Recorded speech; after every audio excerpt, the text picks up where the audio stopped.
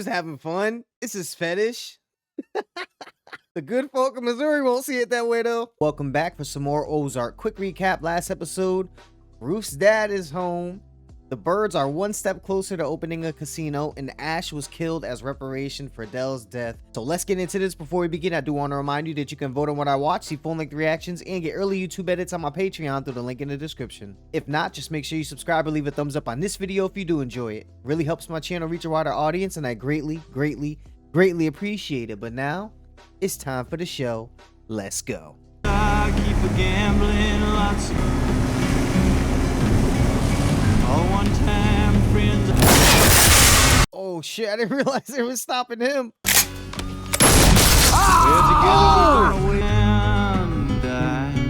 Oh, a weed bowl, a wheelchair, a belt, and a car. And someone pointed out to me that the symbols not only have to do with the episode, but they spell out Ozark, Z-A-R-K. Fucking incredible. It's a paddle wheeler. It's cheaper and faster than building an actual casino. The bill hasn't even passed yet. That's what I'm counting on you and Wilkes for. So there's someone that's campaigning very aggressively against the casino. Another obstacle for the birds. Do need to get a job. Yes, sir, swell. Pissing on his parole officer. You need to get those fucking hillbillies under control. I'm an investment advisor. I don't strong-arm people. Well, I don't care how you do it, but they're jamming up the transfer. Wait a minute. They were bringing out lumber to build the casino, and that's who the dudes were? So therefore the other guy, and they shot the guy in the hand? Who the fuck doesn't want this casino to be built? And who the fuck is that guy? We told them the heroin was pure. That wasn't good enough for them. I mean, trust is a two-way street, Jacob. Do you guys want the casino or not? It's like talking to children. It really took Marty just saying that to get you to get your act together. This is the bill that Charles Wilkes is backing, isn't it? The only thing Wilkes recognizes is money, his money. And it's destroyed Missouri politics. Oh yes, you're a politician like you're any different. Don't be naive. 25 to your re-election campaign, untraceable. No need. Just cut me a check. Like I just said, you're a politician like you're any different. It's always gonna be about the money. Don't be rude, Kaden. Right back this way.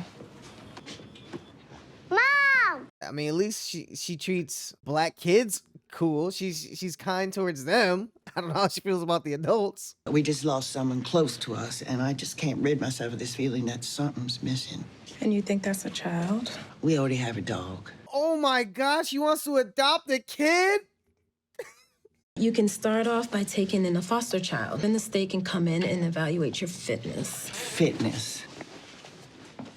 It's almost comparable to them wanting to test the quality of their product. They want to test your quality of parenting. And she's taking offense to that, just like she did with the cartel. This show is so brilliantly written. I'm just blown away with each episode.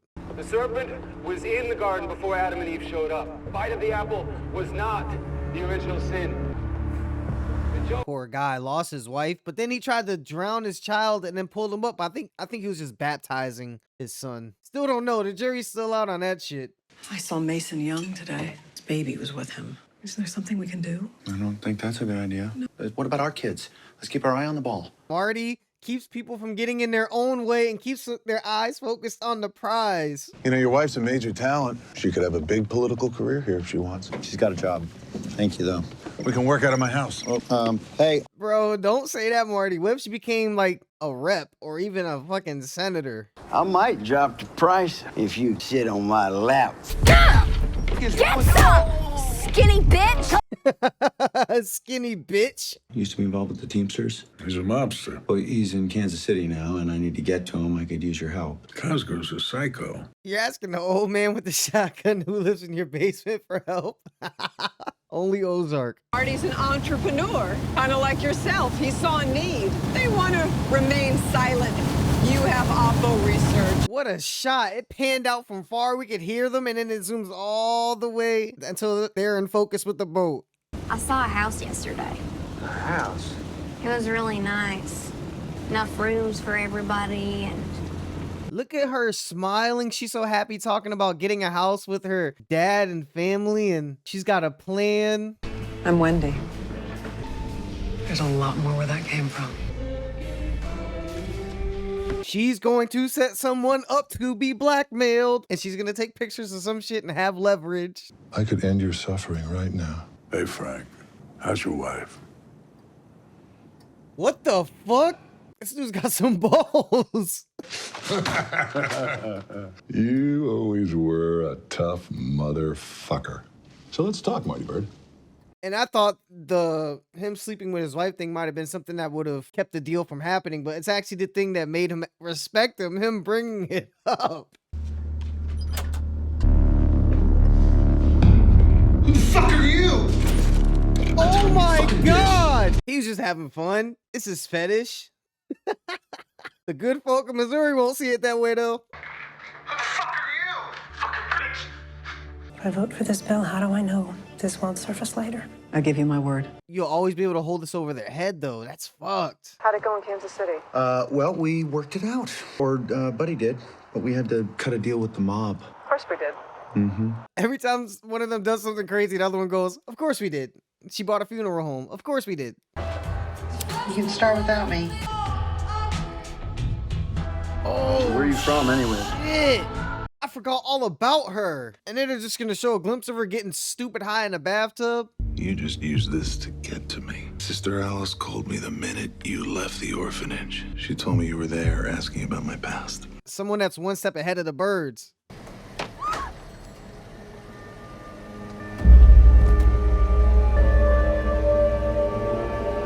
Oh, what a fucking scumbag. He's trying to fuck everything up for everyone. You ain't spending your life working for no Marty fucking Bird. You're Langmore. This is who you are. And the real Papa finally comes out. And if Bird has got $1 million to toss around, you are gonna find it. You say, yes, Daddy, it does. Yes! She already killed a Langmore. Don't make it 3. You strung out junkie bitch. And she probably has the money in the car. We want you to go on a little trip today. Wait till you hear what I have to say. Might change your mood. This dude stopped his piss midstream to hear what he had to say. Hey, Hi. want some coffee? Wait, he already sent the guy. So she doesn't need to be there. There was never a quid pro quo. I told you I only support the things I believe in. You don't believe in a casino? He believes in the birds. But I believe in you. Bam! I do too, shit. I feel like they can take over the fucking world if they put their mind to it. Who is it, or The cartel? who is it, a lawyer? I know you. But I know you. Oh, that's the FBI agent! Holy shit, I forgot all about him! If you're found guilty, the judge can apply the 3-strike law, and you could go away for life. That was an accident. Even worse. Lawyer up, bitch. What are you doing? You stole cartel money? How long do you think you'd last? So you're trying to scare me? You need to know the details of how he does it. So she's gonna go back into town and pretend like nothing ever happened, or she's good, but she's really gonna be a snitch for the FBI agent. I don't give a shit what you do. If you don't give me what I want, you are going to prison for a very long time. And he's just dominating the scene with his voice. We saw his side profile for a little bit, but it's really been on her with his voice. What a way to bring him back in. Does Jason Bateman direct every fucking episode? Man, fuck. And that, ladies and gentlemen, was Ozark Season 2, Episode 2. This casino plot is really going to give Wendy a chance to shine and flex her political muscle. Well, not muscle, but political mind.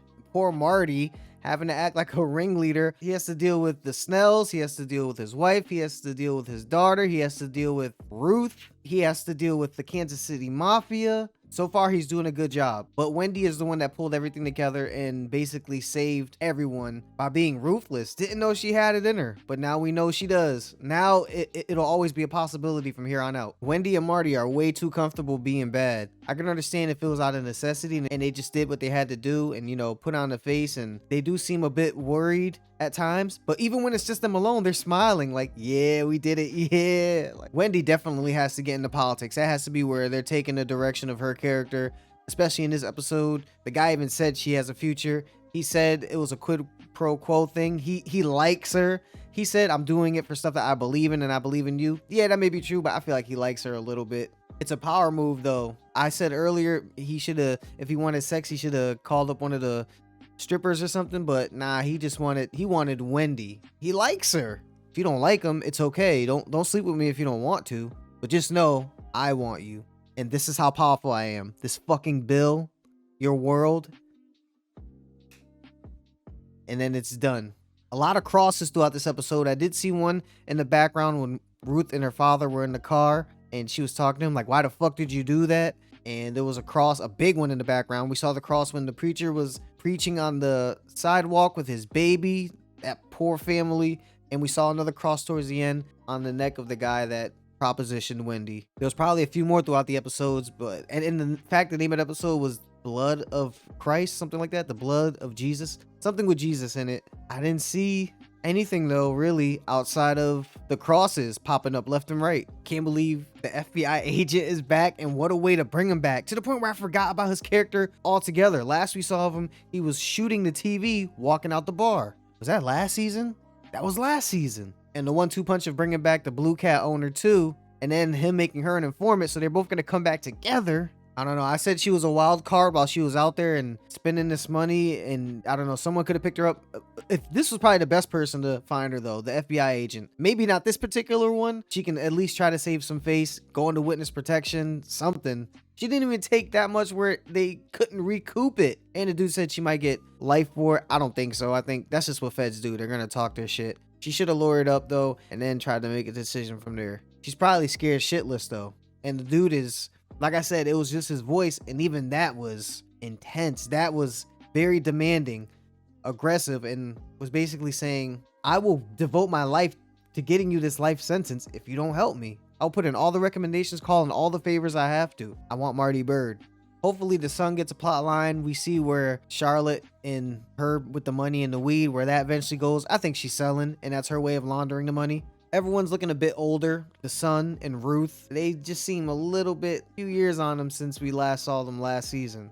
And to me, the standout shot of the episode was easily when it was panned out over the lake and it zoomed in on Wendy and the guy on the speedboat. We could hear their conversation from real far out over the speedboat talking, but it was to the point where you didn't expect it to zoom in, because I think it showed them driving out there, but it didn't zoom in. So when it drove back, you thought it'd be the same thing, but nope. They did what they had to do to make sure it timed perfectly and lined up with the boat straight up to the lake house. I think that was a lake house or a house, or maybe that was his house. Oh yeah, but let's talk about Ruth and her father. What the fuck is up with him? He's gonna fuck shit up. Shit is just going good. She has a plan. She has her life in order. She has everything mapped out, and he finally revealed his true self. You know, smashed her head against the dashboard saying, say yes, daddy. Say yes, daddy. Now, I think it's time for Pops to go back in jail. I don't think she could kill her father, and I wouldn't expect her to, but either someone else has to, or he's got to go back to jail. But he knows too much, and if he feels like his daughter disrespected him, I don't know. I feel like he wouldn't rat though. That's the one thing you don't do as a criminal. You don't snitch. To the point where Rusty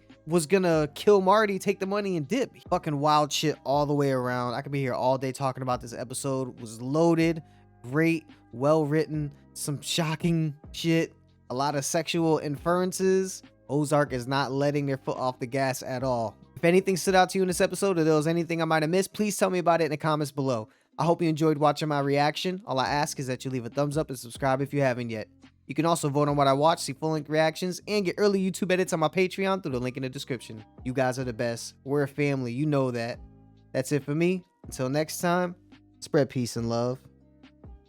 I'm out.